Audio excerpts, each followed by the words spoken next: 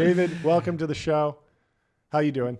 Why limit it to the south of France? There are Yeah, a where lot of should we be going? destinations. You guys are Yeah. being quite isolated in your Okay. So give us perspective. the full tour. How do we make sure that the show doesn't implode in August when all the venture capitalists go on vacation and we have no one to yap with I think on you our need a show? yacht. A yacht. Yeah. Okay. Yeah, like you guys need a yacht, and then Yeah. you travel from port to port Bring in the show search of to the the VCs. VCs. Yeah. Yes. Okay. And what ports are Take we the show hitting? on the road. We're going I San mean, Tropez. there's like Amalfi base Coast. level VC, and then as they get more advanced, I feel Yeah. like you can find new destinations. Okay. Antarctica for the really successful, Ooh, I like adventurous that. ones. Yeah, yeah. if your yacht doesn't have an icebreaker, Yeah. I'm sorry, you're not ready to read. You're not ready to lead the Series Bs of. I agree. Of I agree. 20, I think we should get into 25. halo jumping. So when we get intel, hey, there's a big VC in Antarctica. We're just pulling the parachute minutes before hitting the ground, seconds before hitting the ground. Show up with the mic. What do you do for a living? Boom. And if this period, as you alluded to, works, I mean, Yeah. the destinations we're going to expand to tremendous. I think so. Yeah. I think so. There's something here. Yeah. There's something here. We'll keep noodling on it. Anyway, how Do are they things have a going? wander location in all the Yeah. places you need to go? I mean, let's get the Probably. plugs going. We do There's a lot need to do a here. wander. We do need a wander in Antarctica. Yeah. Yeah. They should definitely I'm get sure some of those John stunt Andrew's working on locations on board. The Greenland location, the ones that just pop up purely for marketing mostly. But Yeah. I would take them up on that for sure. Yeah. But yeah, how was your weekend? How are you processing all the flurry of news and business and trade deals and biotech? Do you have any exposure in your portfolio? What are you excited about right now? I think What's new? my wife makes clothes in China. Oh, okay. So Wow. that's Yeah. my main exposure. So I live with exposure, Sure. if you will. And Yeah. so, and making clothes is not a good business Sure. for anybody. And then when you get tariffed aggressively, you start doing math and your math already doesn't work. Yeah. So then and you're like, oh, what if we make it worse? And so I think I live with her emotions, Yeah. which impacted me. I think as a venture firm, we're generalists. We have exposure in all different categories. I think, the TJ who's joining you after, I think we'll talk about the pharmaceutical side of this. I think you're in a world where reading headlines, reacting to them, and then waiting until the news comes out, right? You read about Yeah. the China deal. It's like, we made a deal, we'll let you know the details. Yeah. You're like, oh, okay. No rush. Market immediately starts pricing it in. Zero rush. Just let us know whenever you get a chance, and then we'll understand things better. Yeah. And I feel like all of the news is getting rolled out like that, where you're like, here's the headline, more to come. And I think reacting to that as an early stage VC is important for Twitter, or what we call X. It's Yeah. important for podcasts, Yeah. and really unimportant for the actual job. So Yeah. you have to balance these two stressors out, which is like, how do I get engaged and sound like this is really impactful to me and it matters and I have to overreact, and then on the same time just doesn't matter.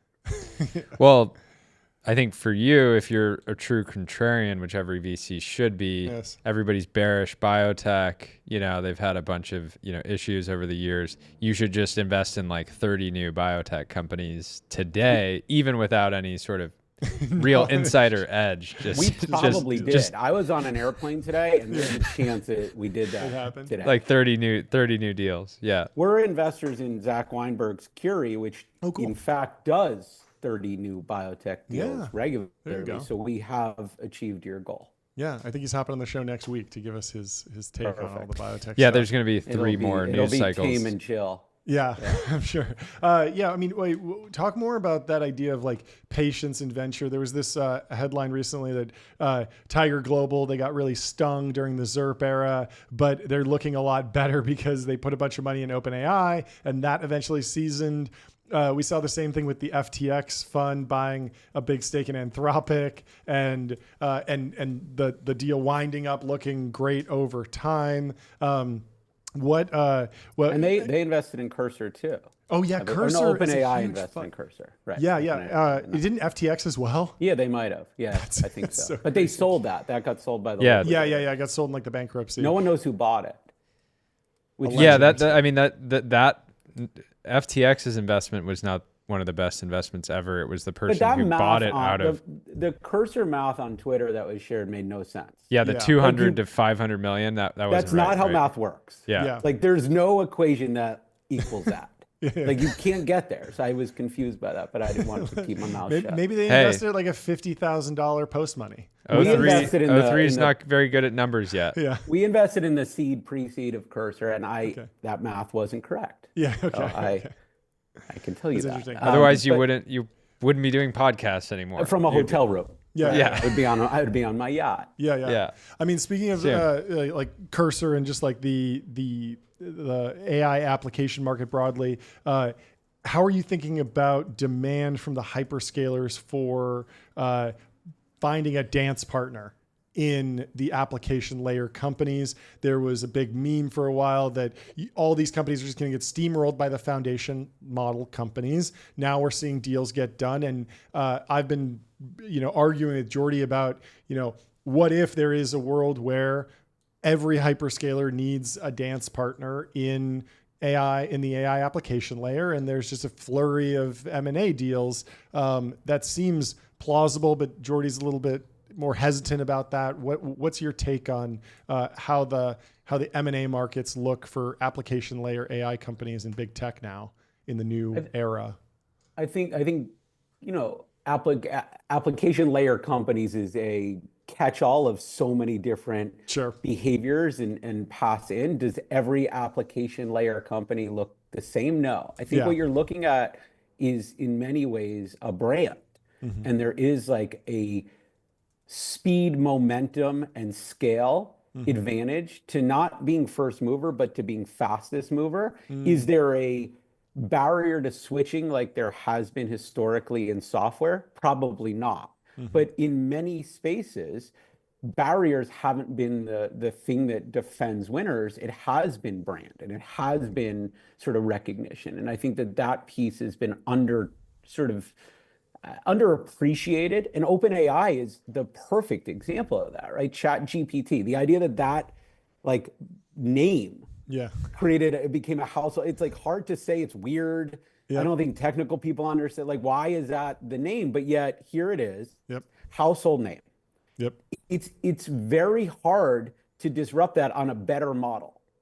A better piece of technology isn't going to suddenly, like the same way Google won search by Google becoming the verb, not because Google's search engine necessarily was always the single best product, the single best tech, even though it was for the most part. I think there's a brand value. And so at the app layer, I think brand is equally going to be important here. If you can, and more users, more usage on your product, it ideally improves because of, as you know, AI. And that's going to matter. There's a compounding value of scale that's different than just the initial momentum. And I think that's underappreciated. In terms of M&A, I'm more interested to see if the big companies need to buy app layer companies, right? The FANGs of the world or the big seven. If the government allows actual M&A to happen anymore, I think that's the more intriguing unlock versus all the sort of foundation models buying a handful of app layer companies. I think there is a value of sort of buy users and buy scale that you're probably looking at the beginning stages. Yeah, it's almost more like product. Like I feel like Google has their destination website. They can point google.com to anything and they can funnel a billion. I mean, Sundar recently said that Google has over 1 billion users of generative AI. And this is the same story with Llama getting stuffed into WhatsApp and Instagram. They have 1 billion users, but the product isn't thought of in the same conversation as ChatGPT, which is a destination, a front end, the front door to artificial intelligence. And so, yeah, there's some still secret sauce to building really great products that happens kind of only in the startup ecosystem. And if you look at Facebook, now Meta, on the way up, right? They were buying things every step of the way that felt either threatening or felt interesting. So if you go back to FriendFeed, they bought a CTO there, right? And so Brett stayed on and built a big chunk of the technology inside of Facebook. But FriendFeed was an interesting early momentum company. And then they bought, obviously Instagram and WhatsApp, totally sort of separate channels within this bigger ecosystem. It ties into the business model.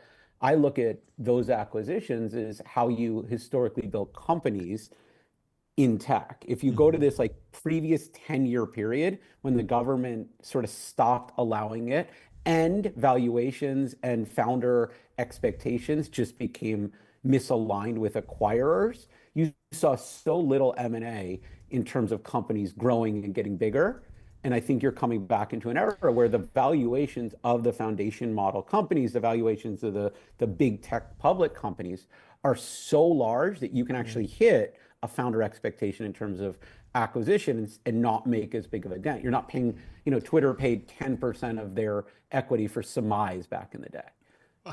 Which is crazy. That's a crazy story. What can venture as we know it today survive even in a low M&A environment just because all that matters is the power laws, or does it make things a lot, the power law? It has survived for 10 years because you had a period of ZERP, and then you had, I think, to me, AI 10 years is like one fund cycle. So we have right, one. If you're lucky, but I think it created momentum of liquidity for a moment, and I think it saved this dearth of M&A. And so is this moment in time where people were able to find liquidity after 7-8 years of very minimal M&A.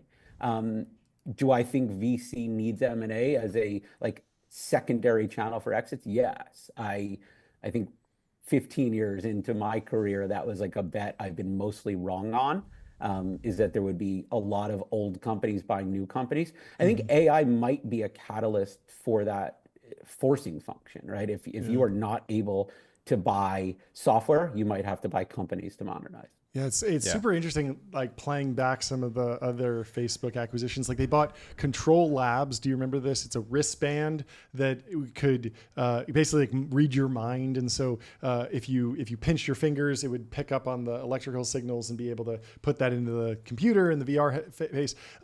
They acquired Control Labs between 500 million and $1 billion. And this was... when was this? 2019, I guess. So it's been 6 years. They still haven't commercialized that technology, but they're going to in the new Orion smart glasses.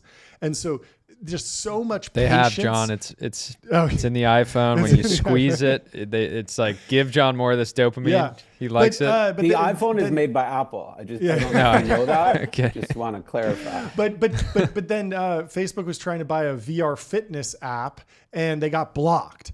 And everyone was like, it's so dumb because the FTC said that they were creating a monopoly in the VR fitness industry. And everyone was like, what are you talking about? There is no VR fitness industry. But at the same time, when you think about Facebook's or Meta's really long-term horizon, if they can sit on Control Labs for 6 years before seeing any sort of economic return, they're still not even close. What could that have what could that team gone on to do? Maybe they could have done something cool. I don't know. Facebook from 2005 to 2015 was 50 acquisitions. 50. Wow. 50. Right? These are real, and some of them were acqui-hires, or some of them were the version of acqui-hire that was aligned to future value at Facebook. I think Sam Lesson came in through an acqui-hire too, right? There was Hot Potato, Justin Schaefer's early company. There was a bunch of early acquisitions that were team acquisitions when it made sense. And those people became important at Facebook. And I think when you look at today's modern companies, they were not built off of that same talent acquisition, the same way to build a company. I think you might get back to that because not every one of these companies is going to succeed. But if the value of the ones that are succeeding skyrockets quick enough, your equity becomes attractive to a company that is looking for a home. And I think that's a real alignment. You talked earlier about companies potentially buying brand from all the companies that you've invested in. Brand in the early days doesn't matter. Usually when you guys are writing a check, brand, if somebody's trying to sell you on how great their brand is, it probably means there's other fundamental issues with the company, like the team's not, anyways, brands take a long time to build. I'm curious if you have any framework for evaluating whether or not a team has the capability of building a brand that is going to resonate over time, just because brand can originate from so many different places, right? You can build a great brand because you ship quickly. You can build a great brand because you have good taste, and your marketing assets are I think pretty. brand is this big amorphous word that when applied to specific spaces means something totally different. The brand that Cursor has built, their audience and how they've gone about building that is totally not related to a D2C, we're early investors in like Warby Parker. Warby Parker is a version of a consumer product brand. I think in software, capital helps. I think there's this two-sided thing. One is users and a community, however that fills in within your company. A community can be like a B2B startup building customer momentum where the customers are telling other people to sign up. But I think it's users and the community of users sort of spreading the word. And I think in this moment in time, capital helps. If you're telling this like every 6 months fundraising story, you're creating momentum for your company that is different than your competitive set. And so if you can go out into the market and say our valuation doubles up every 6 months, we're able to raise from top tier investors, you're able to hire differently, right? When you're going to pitch in a competitive hiring process and you're able to show that this is the rocket ship, that you're trying to tell that potential hire that it is, I think those things matter. And I think that a brand in all those components can compound to make you, some version of, and I don't want to say too big to fail, but sort of you're getting, made the winner. You have a lot of people that care about your success. Yeah, and you're getting made the winner. You're the default winner. You're at some point you're not fired for picking that company if it gets to be that big of a name. No one's fired today for picking Salesforce. And I think when you're trying to challenge a company that no one's fired for picking, you have to really be a unique outlier to get somebody to risk their job in essence by picking your company. We're an investor in the 8-year overnight success of Clay. Can you do your sound effect, please? Which one? I mean, we got a lot. Of them. Just do them all. Thank you. Congratulations. Perfect. On Clay, overnight success. That one. But Clay today, 8 years in, is starting to do a go-to-market motion that starts to compete with some of your entrenched software players. And I think that it takes a lot of product build, and that's been in the past 10 years something that's been hard to do as a startup because you're not funded for these 5-7 year builds of software. And I think as the Intercom founder said, if you can develop software automatically or through a combination of your engineers and AI, the scale of product that you can build will happen a lot more rapidly.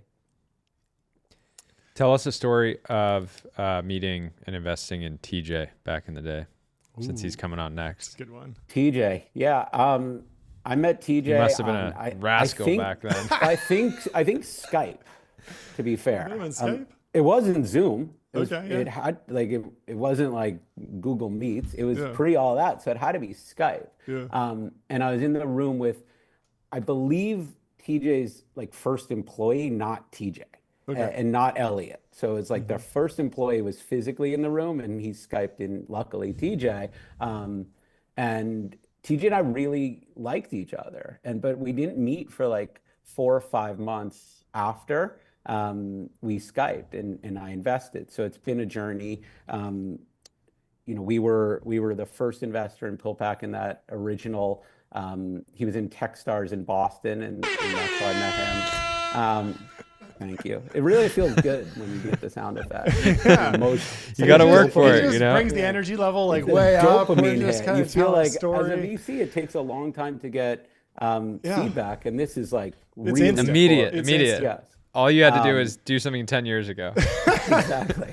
So I appreciate that. 12 years ago. Yeah.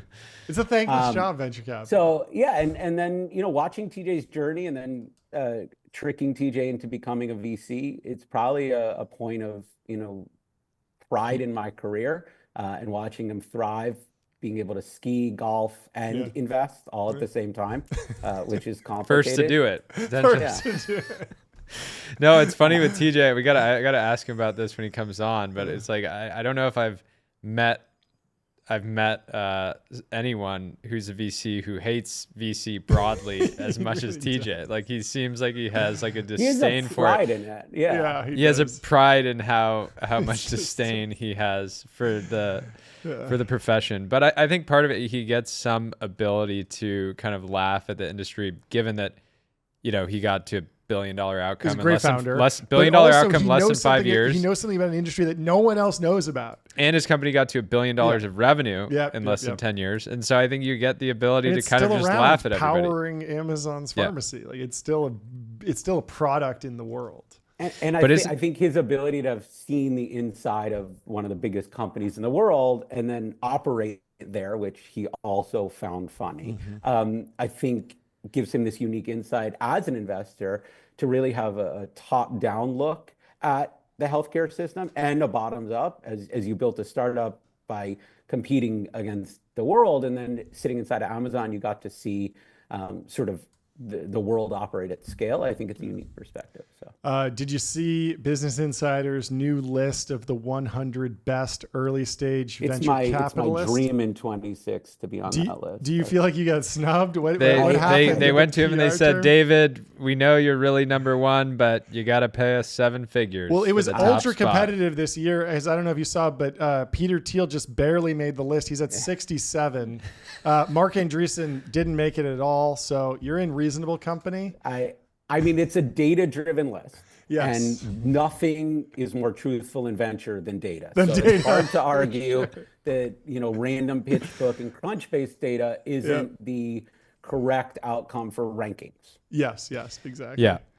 Yeah, a lot of snubs on here, but a lot of great people. It's sad because I got this inbound spam email saying that I could buy a plaque for being on the list, and then I didn't make the list. Oh, you didn't make the list, but I bought the plaque already. Oh, damn. Yeah, I mean, I'll share this with you. This year, we're thinking about doing our own version of the Midas list of the top 100 venture capitalists, not just seed, across everything. On what?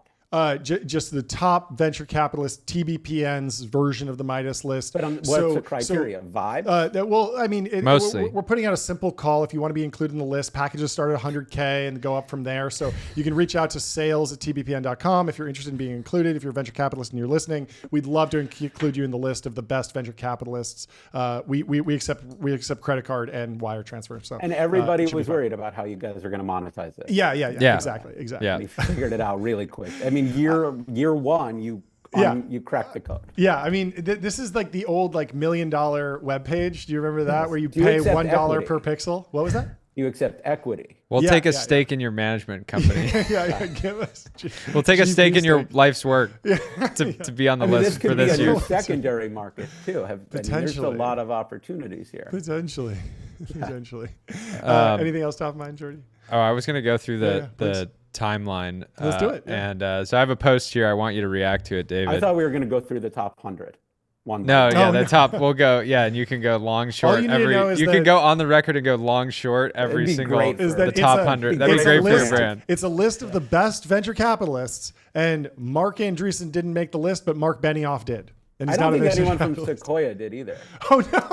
I look pretty sure. Not that I read Andrew. or anything and thought about it. But Sean and Andrew, you got snubbed. Alvord has never funded any good seed companies, to be fair. Notoriously bad at seed. Really, those guys just can't make a buck. Yeah. Those guys just scraping pennies through the couch cushions to pay their I don't think anyone employees. at first round made it. Was a great list, though. It's great. Yeah, I mean, I'm not bitter or anything. Okay, I have a post. Yeah, read it. It's a post from M. Stanfield. I'm just going to read it out loud to you, David. I'd like to invest in this brewery. SEC, no, dummy. You're not an accredited investor. Me. Cool. I guess I'll just teach myself some double broken wing butterfly trades by watching TikTok. SEC, yeah, I mean, for sure. It's your money. Do whatever. What do you think about it? Yeah. What do you think about accredited investor laws?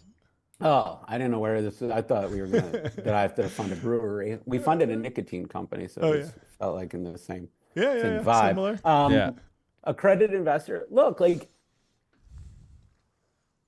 I think the challenge of having accredited investor rules is that you have it in one area of like the country and not in everything. And that's the challenge to me, right? You have like scams left and right throughout the economy, and yet in this one area, it's like, no, there are a lot of rules here. Yeah. And so I think that feels unfair. So to me, you're either going to sort of clean up the ability to invest in things across the board, or you should have sort of everybody operate at your own risk. And Just so like a level think, playing field generally, right? Yeah. And so I feel like that's the issue. And then there's all these like gray areas of like getting around it, which feel like you're not holding the bar properly. So I don't know. Just What's your feels like- reaction to the new news that Elizabeth Holmes is advising her husband's AI medical testing startup, which can conduct diagnostic tests using a small sample of blood from prison? I mean, we were saying this when we I think she's so due. when she was in the news, we were saying like the real way to be vindicated is not just get out of prison, it's to come back, run back the same product, and but actually prove that win. it's real. Yeah. my first question is, what are we going to do with the blood, right? Like, like where does it go? What's going to happen? Like the collecting is step one, but then what? So Yeah. I think send it to prison. She should be doing the titration in her prison cell, right? Is this about like the young boy plasma thing? Maybe it's in that direction. Yeah. Anyway. What do you think? Klarna's CEO says his pursuit of cost cutting fueled by advancements in AI has gone too far. When you have a portco that's later stage that says they're, cutting everyone due to AI, do you get worried? Are they No, focused on the I right think things or the wrong there's like a things? timing and sequencing here, right? When you overstate the present, you may be also underestimating how soon the future will be here. And so it feels like a nice mid-cycle story for the eventual outcome, as you guys alluded to before. But does 90+% of customer service get solved by AI? For sure. When you look at like e-com customer service generally, like 65% of the questions are when am I getting my item?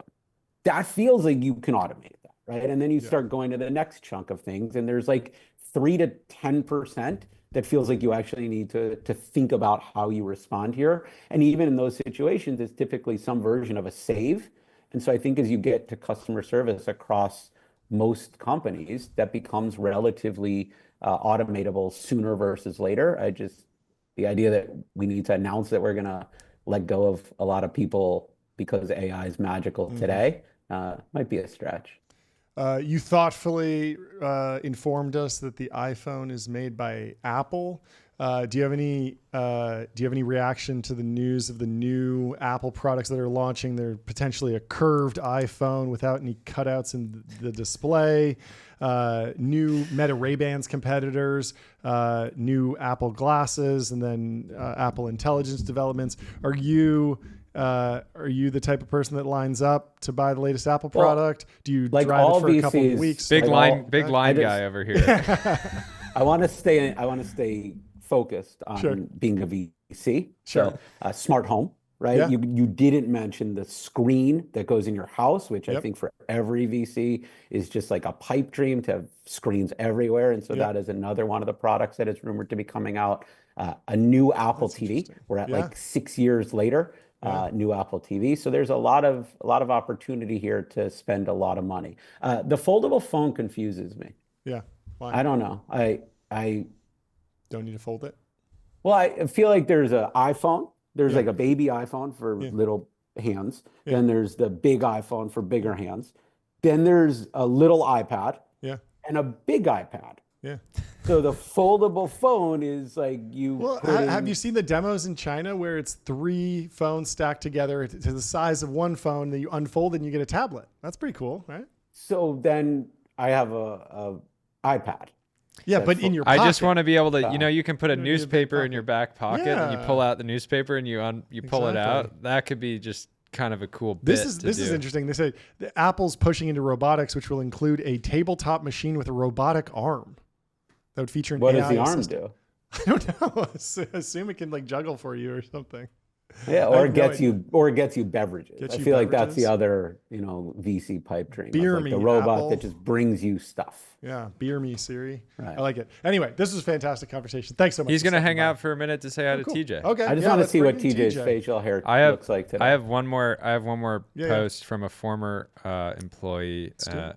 and a friend of mine, Josh Harris. He says American oligarchs be like, this has over 100,000 likes, by the way. American oligarchs be like, oh, I founded Bloober. European oligarchs be like, yeah, my family owns the trees.